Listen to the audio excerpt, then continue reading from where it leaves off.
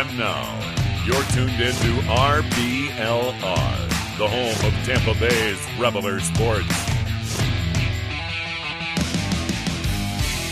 This is your RBLR Rays podcast. I'm your host, Zach Dobb, along with my co-host, Pat Davenport. Pat, how are you doing this Saturday? I'm doing okay. It's a landmark day in Rays history. Well, not in Rays history, but it is an annual big day for the Rays. Did you know about it? I did. Is this the day that this is the first day that we clinched the playoffs in franchise history? Is that correct? No, it's nowhere near that sophisticated or researched. It's Mark Topkin, Tampa Bay Times poll day, where he asks for your That's MVPs, correct. Disappointments, etc., etc. Have you partaken in the Topkin poll? I have partaken in the Tompkin poll. What his questions were, if you are a fan, I believe it was MVP, most disappointing, biggest surprise, and traded player we missed the most. So what were your responses to that, if you've already responded? Yeah, I did. I added a sneaky fourth question in this year. I think that's a new one. The traded. Yeah, that is a new one. Mm-hmm. But he always asks MVP, surprise, and disappointment. For me, MVP this year, I saw a lot of people saying Yandy or Bilau, which is like totally valid. Mm-hmm. But for me, it's Zach Littell. It can't be a hitter. Not with this Rays lineup. It can't be a hitter who's the MVP of the season. And the only guy that's been like good and like for the most part healthy all year on the staff has been Littell. So for me, he's been the most consistent and good player on the team. So he's my MVP. Yeah, he was mine as well. We'll talk about if that's what we're gonna. I reserve the right to change my mind before we decide this for the RBLR season awards. I reserve the right to change my mind. But at the moment, I feel like when you look at a guy who's pitched 150 plus innings, maybe he's going to get to 160. We'll see. And pitched to a 3.56 ERA, coming off of a year where he transitioned from a bullpen arm to a starter. To do what he's done, it's not only has it been awesome to see it happen, but it was necessary for any semblance of competitiveness to come out of this Rays team this year. So I don't think it can be understated. You talk about most valuable. Who's been more valuable in his role, what he's done than Littell? I don't think anybody. No, and in fact, this might be a good time to bring up the Rays WAR leaderboard, I suppose. I think it would be. And let's have a quick check. Who is the Rays leader in WAR? Let's go by Fangraphs WAR in 2024. Hold on. I should have had this to hand, really. But so currently on the Rays, leading position players in WAR, we have Yandy, I believe. It's got to be Yandy. Yeah, Yandy with 1.9 FWAR. No. Yeah, 1.9, which is not a lot for your best position player. Bilau's got to be right behind him, right? Probably. Bilau is okay. So actually, I've scrapped that because it was currently going off people who had enough plate appearances to be qualified. Yeah. Mm-hmm. Actually, if we don't count Paredes, who actually accrued more WAR in his time with the Rays than any Ray to date so far, on the position player side, it's Caballero. Caballero's got the most FWAR this season. I can buy that because defense too. So that I can buy that. He's got 2.2. Brandon Lau and Jose Siri have 2.1. Then Yandy with 1.9. If we go to the pitching side, what do you know? The pitching leader in FWAR is Zach Littell, 2.1 FWAR. Then Eflin with 1.8, and then Pepio, and then Uceda. And Uceda's only pitched 39 2/3 innings. Yeah, a lot of value in just that short amount of time. So that means that Littell then is he tied with Caballero leading, or is he a little 0.1 WAR below Caballero? So I mean, and we'll save some of this for the offseason because I think it is a good discussion. But there is a discussion to be had about position players versus pitching as far as value for the team. Who did you have as your biggest disappointment? I hate doing this one. I hate answering this question. For me, it was a tie between two, and it was the Randy Yandy slow start combo for me, because they were kind of the anchors of the offense coming into the year, and then they just were completely non-existent in April and for a lot of May as well. And that's what kind of started us on this trajectory, that maybe they would still be, like, Randy could still be on the team, Paredes could still be on the team if we started hotter. But because we kind of floundered in April and May, not entirely because of, but in part because of Randy and Yandy completely like falling off a cliff and having like the worst cold spells of their career at the same time. That was my disappointment. Yeah, I had Josh Lowe as mine only because I had such high expectations for him. I thought he could contend for an all-star spot, honestly, coming off of last year. I thought with another year moving forward, with the adjustments he made to his swing and with his new weighted bat, that helped him out a lot. I thought, that he was going to take that next step, which I thought was going to be an all-star. Obviously, the oblique kind of killed that completely, and that was unfortunate to see a season that I thought was so promising get killed like that. For the next one, which I think this one might be pretty like universal for Rays fans. I had a tie, which is most pleasant surprise, by the way. Uceda and Montgomery. I had Uceda is the biggest surprise probably, but I did not expect Montgomery to acclimate to being a relief pitcher so quickly and so well, and to now have be on the major league squad and doing what he's doing at the major league level was surprising. If you had told me this happened in 2025, I would maybe be shocked. But the fact that he did it so quickly and now is up and performing well, I was surprised by it and really, really glad to see it, because we haven't developed a whole lot of relief pitchers recently coming up and through the minors the way that, Montgomery has. So it's fun to see him come all the way up and start to impact the major league roster.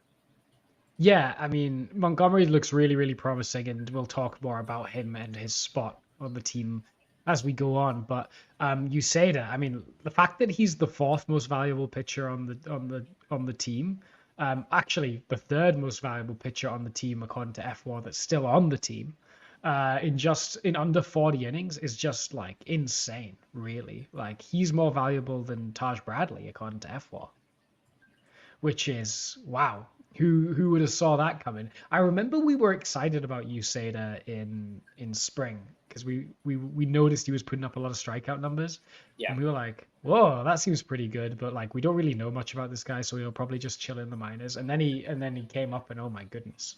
Yeah, wow. He came up. We said, hey, that guy's kind of cool. And they sent him back down, and we were kind of like, well, why'd you do that? I like that guy. And then when he came up again, he never went back down, and you can't send a guy like that back down. I will double back and say that it seems like he's whatever happened and with his little blow up has, resolved itself, and he seems to be, back on the right track. Hopefully, I don't want to see him get taken down for a reason like that. So hopefully that continues. So the last one that you thought, and I kind of agree, is definitely a little bit of a curveball, is traded player who has missed the most. Who'd you have? Surely there's only one answer to this question, right? Randy. I don't know. Randy. Like, surely it's Randy. If anyone's like, we miss Jason Adam the most, like, you're lying. I mean, maybe I could see a case for maybe people saying Paredes, but like, it's really got to be Randy, right? Just because of what he meant to the team and the connection he had with the fan base. I can't see it being like anyone else. Yeah, my answer, maybe it's not a serious answer. My answer is Willy Adames, because, and it's because when you look at the trade for him, I mean, Drew Rasmussen has given us some great innings, and so he's been good, and obviously JP Fire Hydrant was great when he was here, but it's hard to watch him hit 30 bombs and 100 RBIs. And nothing against Taylor Walls, and maybe a little bit Taylor Walls, but nothing against Jose Caballero. I like Cabby, but it's hard. And maybe he would have never figured it out in the Trop, but maybe he could have got LASIK, and we could have figured something out, change the lights. I don't know, but that was especially considering where we are with our shortstop position because of what has transpired with Wander Franco. That one stings a little bit because I definitely think that is a trade that. We generally don't grade trades until long after the fact. You could maybe make the argument that it was a both sides won, but I think it's fair to say that the Rays lost that one. Yeah, but it's not because of any of the people involved in the trade, right? Yeah. Which is like maybe the weirdest way to look at a trade. But like, if the plan, if we lived in any of the other million multiverses where number 5 was not who he was, and was just a baseball player who was like not a horrible person potentially, then maybe that would have been like looked upon more generously. But yeah, there's not a day that goes by without me missing Willy Adames. I missed him even when we had a fully functioning Wander Franco on the team. He was kind of like the energy, if you're a newer fan, the energy that Jose Siri kind of brings to the dugout. Willy Adames was that guy before, and he kind of led the clubhouse in as far as a rah-rah type of way. Very well loved by everybody. It was really sad to see him go. I'm happy for him. He's going to get a bag this offseason, and good for him. He's earned it. But I'm just really sad to see him go. One thing I'm not sad to see is all of you who are watching. Thank you for joining us.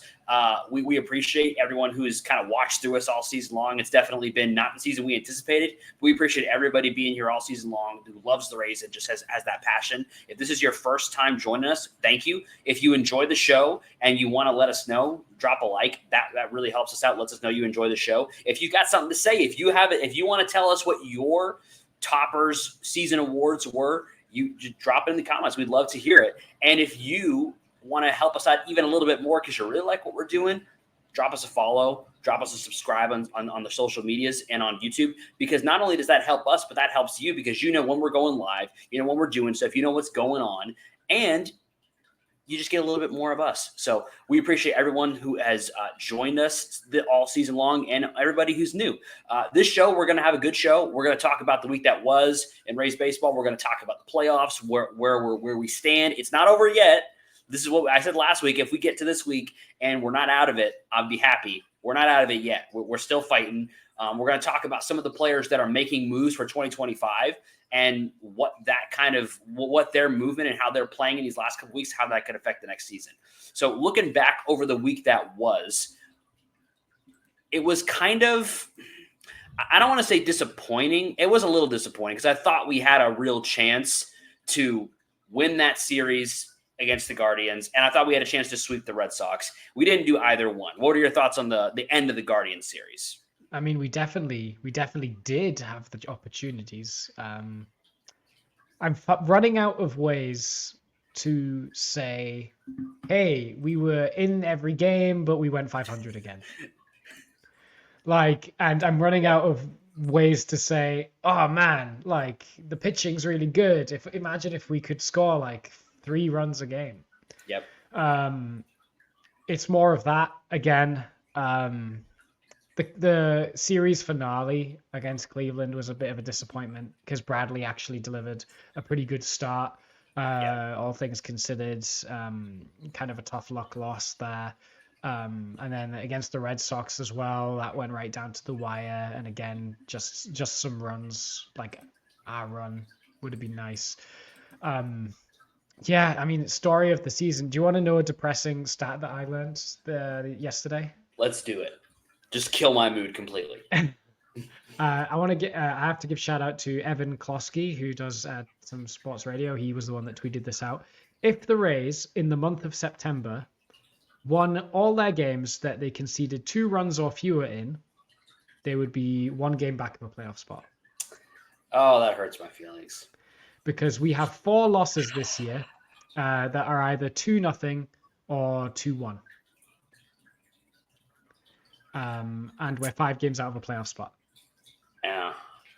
I mean, even we'll get to the Blue Jays, but like it's not like the offense really did much against the Blue Jays and we still won. And in fact, we've only scored 5 runs over our past 3 games, but we've won 2 of them. And that's because we only allowed 2 runs over the last 3 games. Over this week, we allowed 7 runs over 5 games. And we did technically we did go 500. We did go whatever 3-2 is statistically wise, 600. I think that's what that is. 600. 600. So that that's an improvement. And I got to say, I wasn't able to watch last night's game live, because I was at a concert. But when I went in, I saw the score was 1-0, and I'm like, that's not going to hold up. And I turned my phone off and went in. And when I got back out, I was like, wait a minute, that we won 1-0. Okay. And it just goes to show you how great the pitching staff is. We've talked about it ad nauseum. We won't belabor it, but the pitching staff is really, really good. And I think that's why the tone, some people that maybe watch this show may say, how are you guys still so positive after how, bad the season has been? And I think the reason is because if you look at this team, it's not like if we looked at this team and they were getting blown out and they were like, they just seemed like they had no fight and they just, it was just kind of meandering into the offseason, I might feel one way. But this team clearly has a pitching staff that is well equipped to go into 2025. There's some position players that are starting to kind of play up to what we hoped they could be in the back half of the season that give me hope for next year. And that's kind of why I can't really be that down on it. I mean, also, we're still in a playoff race as kind of, by strings as it is. We are still in a playoff race in September. So, you can't hate that too much.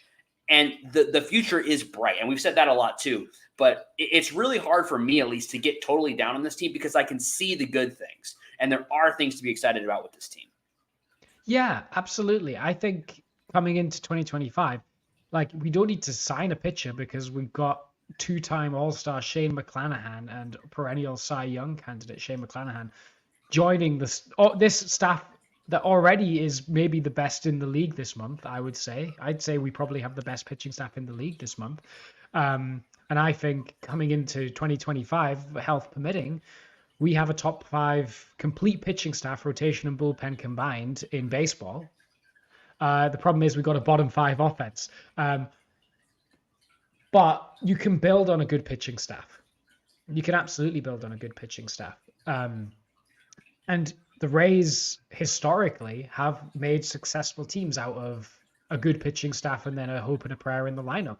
The Joe Madden Rays were kind of like that, especially after Crawford and Pena left. It was kind of like Pray Longo is hitting with runners on, and otherwise Shields, Price, and Hellickson and those guys, Alex Cobb will keep you in the game.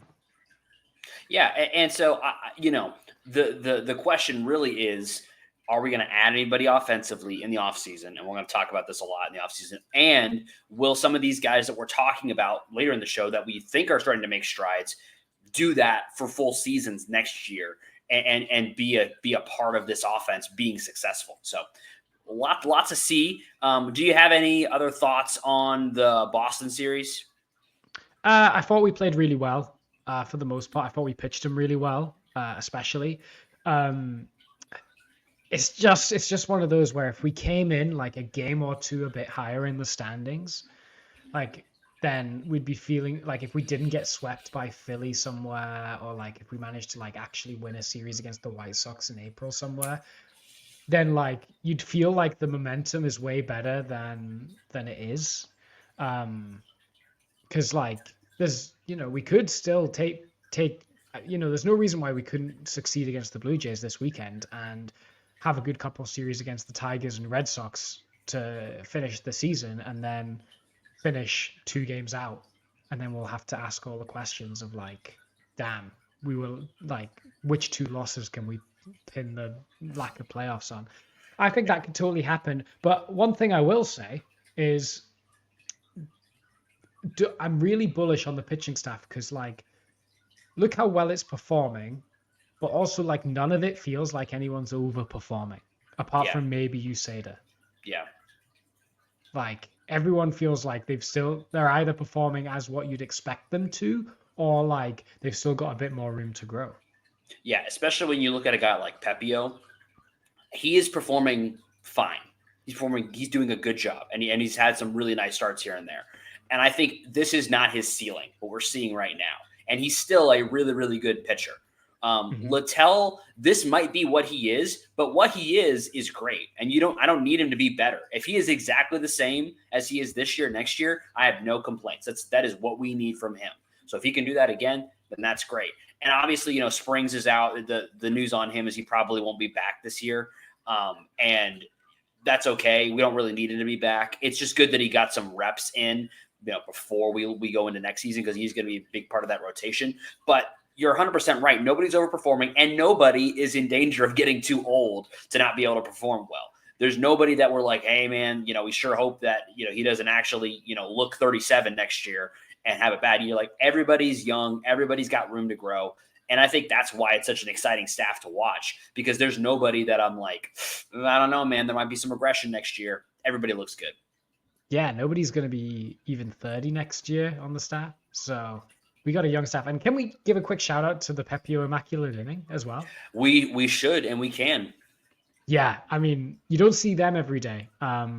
It's the 4th in Rays history. Do you know the other 3? So one of them, oh man. I know I'm always ready with these ones. I always have these ready to quiz for you. Oh man, I thought I knew who one of them was, and I can see their face, but I can't think of the name. It was in 2017. I know that because I heard about it a bunch, but I do not know who it was. I can't remember. It was Brad Boxberger. Brad Boxberger. And that was a fun one, a really fun one, because it wasn't your traditional Immaculate Inning. That's right, it was not. Yeah. Mm-hmm. He came in, bases loaded, nobody out, and then threw the Immaculate Inning. Crazy. The other 2 came from, we got Rafael Soriano, who did it in 2010. Mm-hmm. And the other came from Jose Alvarado. Jose Alvarado. In 2017. So there you go. They're the 4 Rays Immaculate Innings. And I feel like Pepio's got a couple more in him, because his stuff, when it's working, is just... His fast... They were like... weren't like 8 of the 9 pitches fastballs in that Immaculate Inning too? Well, and it shows, again, when you think about what's his potential, he has crazy stuff, and he can have good command. And that is a dangerous combination with an electric fastball. You can locate that fastball where you want it. And the bunch of them were just up in the zone. If you watch the pitch tracking of like where he had a bunch of those fastballs up at the top of the zone, that is a deadly spot for a fastball, just above the strike zone with where his fastball plays. It's a deadly location. If he can maintain that location, he's going to be elite. Yeah. And Tristan Casas and Connor Wong and William Abreu aren't like dud hitters. They're pretty good. No, they're all, and like, if you go back and actually watch those at bats, it was not like, man, that was kind of a questionable call. Like, it was swings and misses, and it was good locations. Yeah. So big shout out to you, Ryan Pepio. I mean, do you have anything else you wanna talk about from this week? As far as the games, unfortunately, it's kind of the same story, different day. We've said it a million times. Played really well, didn't score enough runs, and the good thing, I think, is that when you look kind of forward as to what's left in the rest of the season, you've got none of the opponents that you're going to play. You play the Blue Jays for the next 2 games. I feel like those are winnable games. You play the Tigers, who, if you want to make the playoffs, you're going to have to beat the Tigers. That's just what it is. And then the Red Sox, who are also currently tied. I think they're tied with us. They were in front of us before, but I think they're now tied with us in the playoff standings. And so it's kind of who you'd like to be playing. I mean, maybe you'd like to play the Twins. We got our shot there, and we weren't able to capitalize fully. But outside of, maybe them and maybe the Mariners, you kind of get into play who you'd like to play. So, as much as it could have been better. It could have been a better week. It was still a good week, and they're still in the playoff hunt.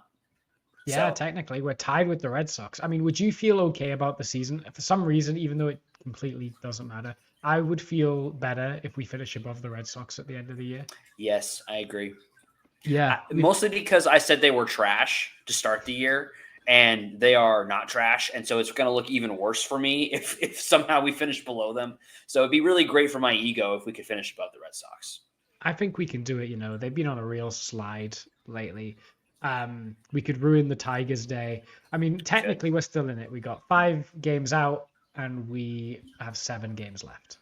Well, yeah. And so the only thing, if we're talking about like, how could the Rays still make the playoffs? Obviously, you got to sweep Detroit. You really need to sweep Toronto. And then you got to win that series versus Boston. You essentially just got to win out. You got to win out, basically. I mean, I maybe give them one loss versus Boston, but really you got to win out. Now, the one thing that I think is, kind of gives us a chance is when you look at who the Twins are playing, right? They're playing the Red Sox, and obviously the Red Sox are still fighting for their season. And they've been weirdly like on this thing where they keep going back to 500, kind of the same way the Rays have. So something tells me they're going to find a way to fight their way back up to 500, and maybe they can do that against the Twins. They get a lucky series. You would think it's a lucky series versus the Marlins, but I almost wonder if that's like in football, we call it, and maybe this, I don't know if this is a thing in soccer as well, but you have like look ahead games where like you're playing somebody and the person you're playing next, you're really worried about. And so you don't take the game seriously. And then you get beat. Could they lose that series to the Marlins because they're looking ahead to that last series against the Orioles that they know they need to win? Because the Orioles are also fighting somehow. They have slid so far. They are also fighting for a playoff spot. It could happen. The sad thing is it's not in our hands. Even if we win out, we need some results to go our way elsewhere. We do. But it's not the first time we've needed results to go our way elsewhere to make the playoffs. So it's not over yet. Yeah, it's not over yet. It's not over till it's over. Currently, I think we're like the Rangers are the team below us in the standings, Rangers and Blue Jays, and they've both been eliminated today. So nice. We're next on the chopping block. So we got to get some wins to keep us from being eliminated for as long as possible. Ruin the Tigers' day, ruin the Red Sox day along the way. Yeah, I'm still in the. I would just really, really love to have our last show for the regular season next week be still with like us a wild hope, because we're probably we haven't fully decided when we're gonna do the show next week. But if we do it on Saturday before the last two Red Sox games, it'd be really fun to do that show and be trying to talk like, oh, this has got to happen, and who's pitching for the Orioles and who's pitching for the Tigers, and that'd be fun. It would be fun to be able to do that. That would be so fun because it would be like 2011 all over again. Don't get my hopes up, Zach. You're gonna kill me. I'm doing it. I'm sorry. I'm gonna get your hopes up. I am gonna give you hope because we just need the Twins to continue to suck, which they have done for decades. So I think we can hopefully root on them, and then we need the Mariners to also still be flummoxing because they fired their manager, and then we need Detroit to get swept by us. So that's the path. That's the path. What's our path to some better fashion, though? It's a path that is remarkably simple, despite it being something that I think a lot of people wish, like, man, I think I could use a wardrobe upgrade, and they don't know where to go. I've got a really, really easy path for you. It's shop.rblrsports.com, where you can get the best merch inspired by all your favorite Tampa Bay sports teams. They're at shop.rblrsports.com. Shirts, stickers, hats, we got it all there. You can use promo code FLAPPY, FLAPPY, for 10% off anything you want to get there. I would recommend it if you feel like you need to get on a path to improve your style. Go to shop.rblrsports.com, promo code FLAPPY, FLAPPY, for 10% off. My sources are telling me from my lack of American football knowledge, the Bucs got a really big win this past weekend against the Lions. And I think a good way to celebrate how good this Bucs team is to wrap them with a shirt. That's what I've been told. I would 100% agree. I was unsure if they were going to be honest with you. I was not sure they were going to beat the Lions. They had a really, really nice, really gutsy performance. Defense played better than I thought they were going to. I'm not a Bucs fan personally, but I was impressed with their performance, and I'm curious to see how they do the rest of the season. They're going to have a tough fight in their division this year. Yeah, what you said. I mean, I'm still learning the NFL. I've been watching a lot of Red Zone the past couple of weekends, so I'm starting to try and get a grip. And shout out Red Zone. It's great. Yep, we're just gonna not talk about my team and move on to Bat and Arm of the Week. Yeah, Bat of the Arm of the Week. I think we had a few candidates for Bat of the Week, but we ended up coming to a consensus. And who is our Bat of the Week, Zach? Our Bat of the Week is somebody that I think, have desperately wanted to be Bat of the Week for a while now, because we've always felt he had the potential. It's Littell Aranda. It's a guy that I don't know how long we've been talking about this guy for. And what do we always say? He's got the bat. Does he have enough glove to stick at the major league level? And can his bat come to the major leagues and play?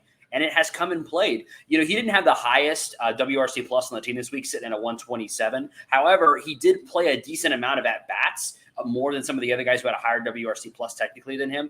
And what I think, obviously he hit the home run to win the game last night. So I don't know how he doesn't have more value, because he won the game last night offensively for the team.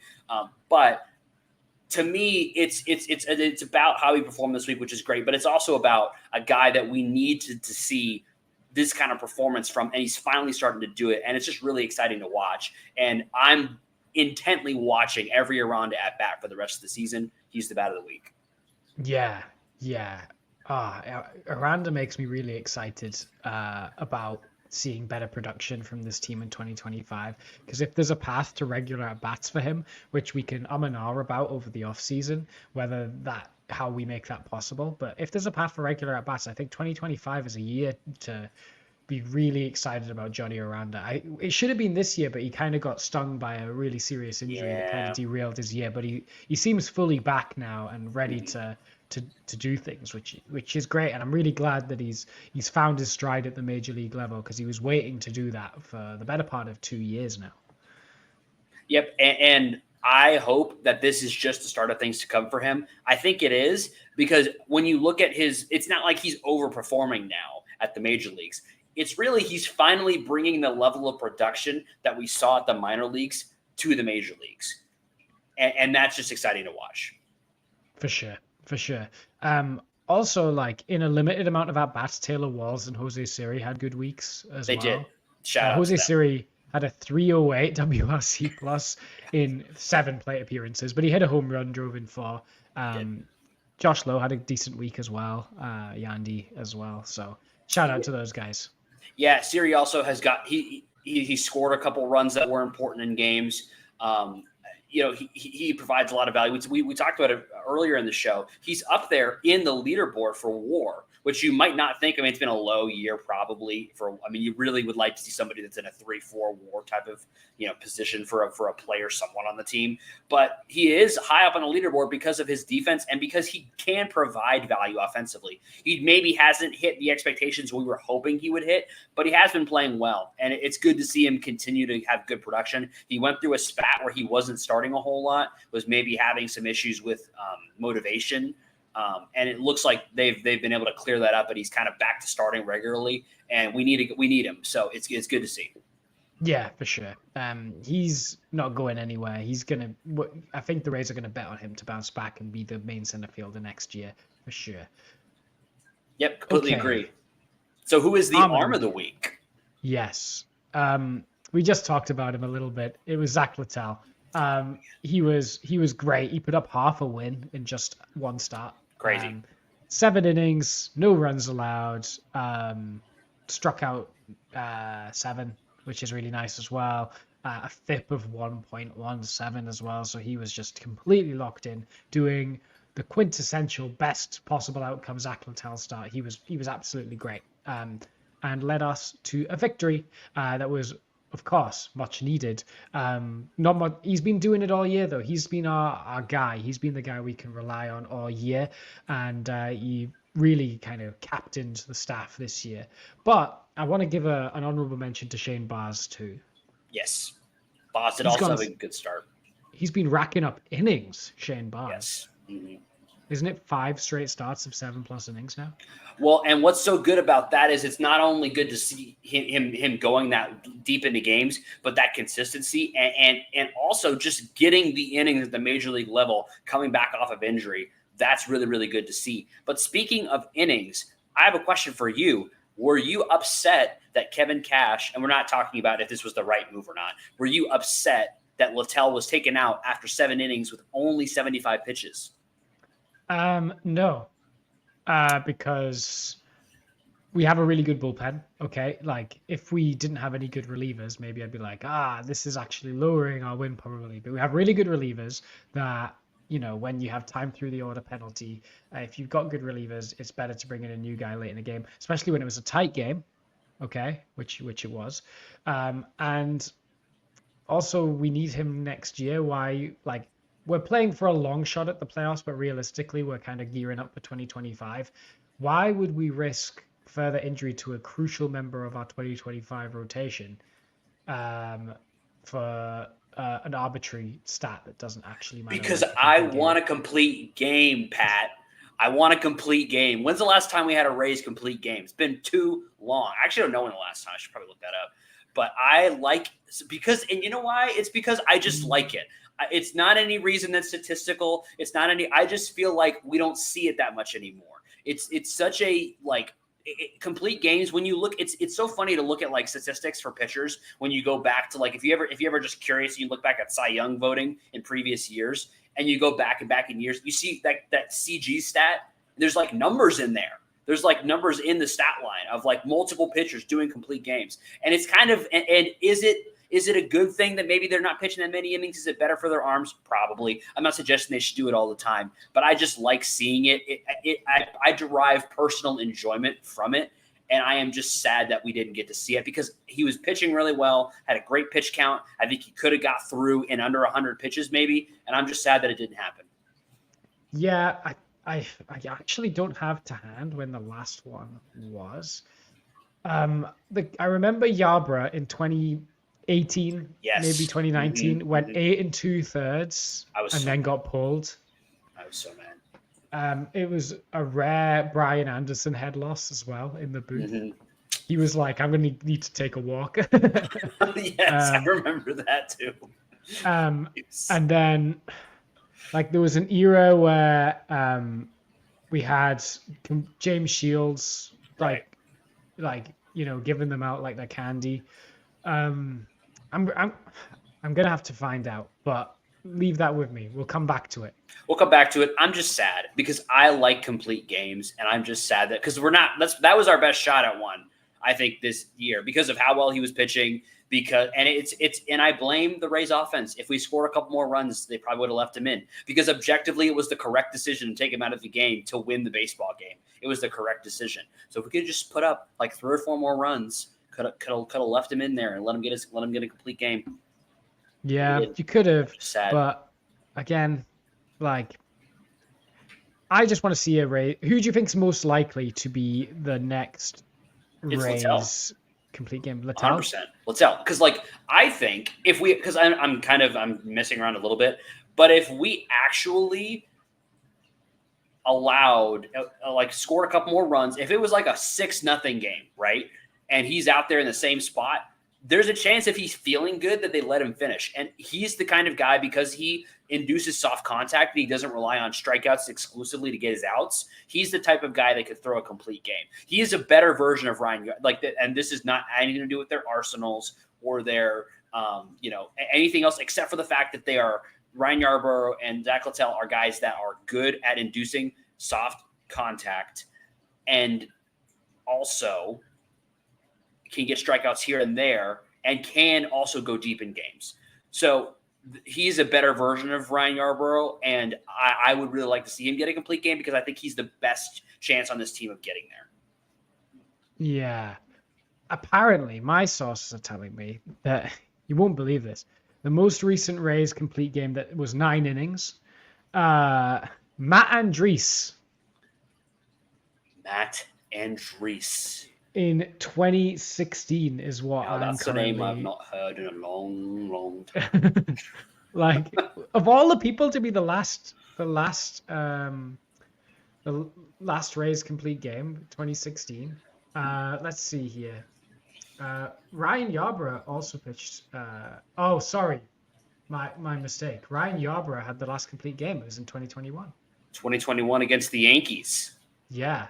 What I got confused on was the Matt Andriese one was a complete game shutout. That was the last complete game. Yes. That is that's what's so, like, he had the complete game shutout. It was right there. He could have. I mean, there was also the Drew Rasmussen took a perfect game into the 9th. And he got the opportunity to do that. Yes, he did. But then he couldn't quite get there. So shout out to Ryan Yarbrough, who we talked about a little bit. I don't know where he is now. Probably, I think he's probably good enough to be pitching. I think he was with the Dodgers last I heard. Yeah, I don't know what he's up to, but I always like watching him pitch. He had a kind of a fun delivery. So I hope he's having fun doing whatever he's doing, and maybe he'll pitch another complete game someday. Of course, he got traded to the Blue Jays because it was like that weird trade where it was two former Rays. Is he on the roster? It was KK for Ryan Yarbrough at the deadline. Are we gonna see him like this series, or is he like in their minor league system? Yeah, he played as recently as September 18th, so we could see him. I would love to see Ryan Yarbrough. It would do my heart good to see Ryan Yarbrough again. Would it? It would.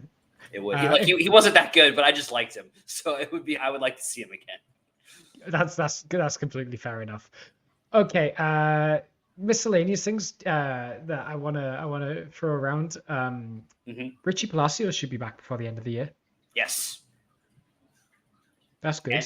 It is good. It'll be, and this kind of, and that's a really good thing to point out because it goes into kind of what I wanted to talk about as well. Of when we look at the lineup going into next year, we've seen some guys kind of play their way into a lineup spot. Guys like Johnny DeLuca's had a really nice month of September. Guys like Aranda that we've been talking about. Palacios kind of played his way into the starting role earlier in the year. So that's a tough decision for the front office to make and for Kevin Cash and Eric Neander to make going into next year, because I think Palacios played well enough to be on the starting, to be on the roster opening day 2025. But is he going to be? It's a crowded room when you talk about that utility man, DH, type of position, especially because when you look at like Aranda and Palacios, they're both left-handed. That's a really interesting conversation going into next year. Yeah, there's going to be some battles in spring, assuming we don't make moves elsewhere that kind of sort stuff out. Otherwise, we're going to see some battles. I think the fact that Palacios can play outfield and infield works in his favor, and actually can play like competent defense at those, as opposed to Aranda, where he's like okay at best. But the bat from Aranda has a higher ceiling, I would say, than Palacios. Because Palacios is a good on-base guy. He's a good bat-to-ball guy. He's disciplined, but he doesn't really have tons of power. Aranda has that power potential. It's a tricky one. It's hard. What you prioritize. Who do you think then, out of Palacios, DeLuca, Carlson, who starts in left field opening day next year if we don't make a move? It's tough because I think right away I would start, like if we're just thinking like who would I start over who, I would start Palacios over Carlson, 100%. Okay. So then you're looking at Palacios and DeLuca. To me, that's who I'm looking at. DeLuca's a better defender. DeLuca's a much better defender. And has been on a bit of a heater with the bat lately. Honestly, like I could see a scenario where they are both on the opening day roster, and it might depend what the handedness of the pitcher that is pitching opening day we face. Because I definitely see a scenario where they end up platooning out there, where you see where it's been kind of Carlson and DeLuca that have been platooning out there. I could totally see a scenario where it's Palacios and DeLuca platooning out to start the season in the outfield. But what kind of throws a wrench into the mix there is when you start to think about what happens if Aranda's on the roster and Yanni's still on the roster and Bilal's still on the roster. Does Morel need to then play in the outfield some? That's where it starts to get really, really tricky really quickly to kind of piece it all together. Do you risk Morel out there at third again? So you're not playing Caballero and Walls at the same time? I'd really rather not. Because where are you going to play Junior? Oh yeah, Junior's on the team. And he's really good. We've kind of been burying the lead. Junior's also been really, really good recently. We haven't talked about him too much this episode, but he's also been excellent. He is 100% on the opening day roster. It's tough, man. Oh yeah, so you got to lock Junior in at third. Right. Brandon Lau, if he's on the team, and I don't think it'll be because they don't pick up his option. I just wonder if like a team might throw in a good offer for him. I'm not sure. Yeah. I think it's more likely Yandy gets moved than Bilal. I agree. But if Yandy gets moved, it's simple. Aranda's our first baseman. Yeah. And then play on. But if I'm now starting to think that Yandy's like likely to be moved. If Aranda continues to play well, I think the Rays might seriously consider looking for a good offer on Yandy. Well, we know they listen on everybody, right? And they're going to continue to do that. And I think you're right that I do wonder if maybe like the asking price for Yandy goes down just a little bit, because of how well Aranda has played. Now, that being said, we have not seen a full season from Aranda that is anything close to what Yandy has done over the past several years. So I would not move on from him lightly, and it would need to be a haul. And what I think is kind of this is something that I've been stewing on a little bit and haven't not sure when I want to throw this take out there, but I'll kind of throw it out there. The minor league system for the Rays is kind of packed. Mm-hmm. So it doesn't really make sense for the Rays to trade for more prospects. But what if there was a team out there that really needed someone that had Yandy's skills, but had outfielders to spare and had a really good outfielder that they were willing to trade, and we have infielders to spare, but we need an outfield lock. What if there's I don't really know. I haven't looked that deep into who that might be. But think about a trade that is Yandy and a prospect for a really good outfielder. Yeah, I feel like I'm gonna have to look deeper into it, but I feel like teams that could do with a first baseman that's really good. The immediate ones that come to my head are maybe the Brewers, maybe the Mariners. I don't think we're gonna be able to get Jackson Churio, unfortunately. Any interest in Christian Yelich? No. No. Not on the money he's on. Yeah, that's fair. I don't think we're going to get Julio either, unfortunately. Probably just trade for Randy back. Bring back. So we'll have to have a think about it. But we'll have a think about it. There must be something out of there. Speaking of the Rays minor league system, the awards came out for the Rays minor league awards. The big ones are Trey Morgan was minor league position player of the year, who is a prospect that I don't think gets enough love really, just because he feels like he's overshadowed sometimes in the press and in the kind of pipeline articles by Xavier Isaac, who is also a prospect I really like. But Trey Morgan is the player of the year in the Rays minor league system, which had a lot of good performers. I mean, tell us, do you know much about Trey Morgan? Well, what I think is really interesting is I would think most people that grade prospects, at least for right now, majority of them are grading Isaac higher than Trey Morgan. So it is really interesting to see the Rays say Trey Morgan is our MVP. Now, he had a really good year, so that goes into it, and Isaac had a good year too. But I think that says a lot about how the Rays feel about Trey Morgan. When you look under the hood, it's almost too good to be true. He's got all the under the hood numbers are really, really good. He makes good swing decision. He's got power. I think he has a chance to be a real helium prospect this coming season. And we could see him climb up really, really, really, really fast. And you'd be kind of well, where did he come from? We've known about him for a while. He's really good. And when you think about, we were just talking about Yandy, right? Trey Morgan profiles probably as a corner infielder, most likely maybe a first baseman DH type.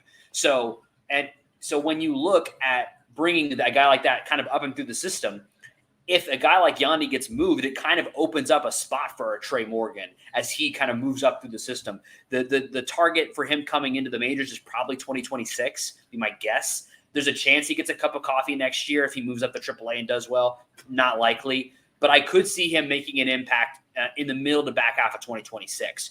And I think he could. And I think he has a chance to be a real impact performer at first base. So keep your eye on Trey Morgan. For sure. He's apparently a really good fielder at first base, I've been told. Yes, he's an elite fielder at first. And he's also got really good contact and batting average skills. Ian Seymour was pitcher of the year as well. Yes. So congratulations to him. Do you think we will see Ian Seymour in a Tampa Bay Rays uniform for more than one game next year? Depends on health. Because we can't depend on health, I'll say yes. I think, he's been chilling in AAA, so I think he'll be ready to go. I think he'll be fighting for a roster spot. He probably won't get one. I think he's got he's going to have to see someone else really fall off or get traded or hurt to see a roster spot emerge for him. But I could see a world where maybe he pips Taj Bradley if Bradley can't be consistent to open the year. You stole my next question. Who pitches more innings for the Rays next year? Taj Bradley or Seymour? I mean, bookie's favorite is probably Taj Bradley, but I think it's going to be closer than people think. I wouldn't be surprised. It'll be that's we'll in case you're wondering and you'd like more information about these prospects, stay tuned. You will receive it in the offseason. We're going to do a breakdown of kind of what some of the prospects we've been excited about, what we've seen during this season. We got some stuff to talk about. You think we just haven't been noticing Chandler Simpson's 100 stolen bases? We're going to talk about it. Don't you worry. We're going to talk about it. Don't worry. He won Base Runner of the Year. Yes. As if anyone else was going to do as if it was ever in doubt. We'll talk about it. You're going to hear about those prospects very, very soon. Yes. All right. I think that's all we got. Have we got anything else that we need to talk about this week? Apart from let's never lose until the end of the season. Let's just not lose ever again. I think we've definitely said that. I kind of laid out the path. As you know, if you're just wondering how to make the playoffs, you better be rooting for the Orioles to figure it out. You better be an Orioles fan for the next because they play the Twins and I believe the Mariners in these coming. It's somebody else. It's two of the teams in front of us. I think it's the Mariners. Maybe it's the Tigers. I forget. I think it's the Tigers. Well, they're playing the Tigers this weekend. Yeah, and then they're playing the Yankees, which is a big series for them, and then the Twins to close. Yes, we need the Tigers to lose a little bit, so we need the Orioles to play well against the Tigers. I don't care what happens versus the Yankees, and then we need them to ball out. What I really probably actually need for them is to have a bad series against the Yankees and need to win those last games against the Twins. That's what we need to have happen. Gotcha. So stay tuned, keep watching. There's still loads going on to watch for, to play for. So we gotta keep hope because you never know. Next week when we record, if it's on a Saturday, we might still, if we win out, have a chance. And if we do still have a chance, you better believe I will have the tinfoil hat. I'll have starters for who we need to be watching for other teams, what we're watching, who could be the impact players for some of those other teams to give us a chance to make the postseason. And if you want to see that and you want to see it live, you better follow us on all the socials so you know when we're going live. If you have an opinion on anything we've said today, drop it in the comments. We'd love to hear from you guys. And if you enjoyed what we did today, do us a huge favor and drop us a like. Thank you for everybody who's watching, and I hope you enjoyed the show. We really appreciated having all of you with us all season long, and we're going to give you great off-season content too. We're almost there. Maybe not. Maybe we've got more time. I'm ready to find out. It's going to be fun to find out. And if we do, or if we don't, it's still going to be Raise Up. Raise Up.